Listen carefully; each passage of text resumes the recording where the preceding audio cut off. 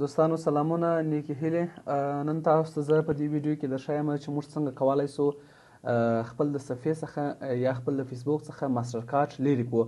یعنې کوم ماسټرکارډ چې تاسو ورکړی د دې لپاره چې تاسو اعلانات په وکړئ یا پوسټونه په پروموټ کړئ یا خپل صفحه په پروموټ کړئ، نو موږ څنګه کولی سو چې هغه پخوانی ماسټرکارډ له منځه یوسو او یو بل نوی ماسټرکارډ هلته ورکړو.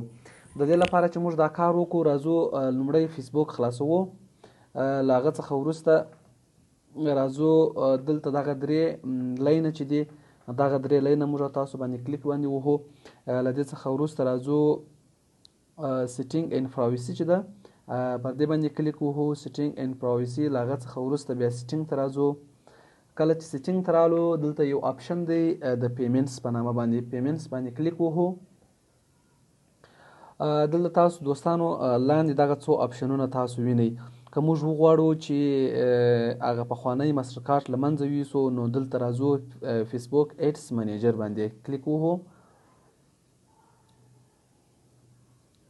دلته دوستانو تاسو کوم پوسټونه چې پروموټ کړي هغه دلته تاسو ته راولي.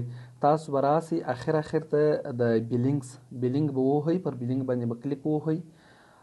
دلته تاسو ملګرو وینئ چې څو ماسټرکارډ دلته اډ سوي دي. کولی شئ چې په دوی کې یو ماسټرکارډ له منځه یوسئ یا دواړه له منځه یوسئ. هر ماسټرکارډ چې تاسو غواړئ له منځه یوسئ پر هغه باندې به کلیک ووهئ.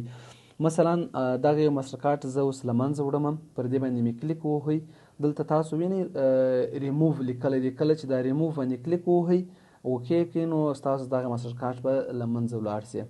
دا دی تاسو ولیدل دوستانو، هغه یوه دانه کم څو 2 دانې پاتې شوله.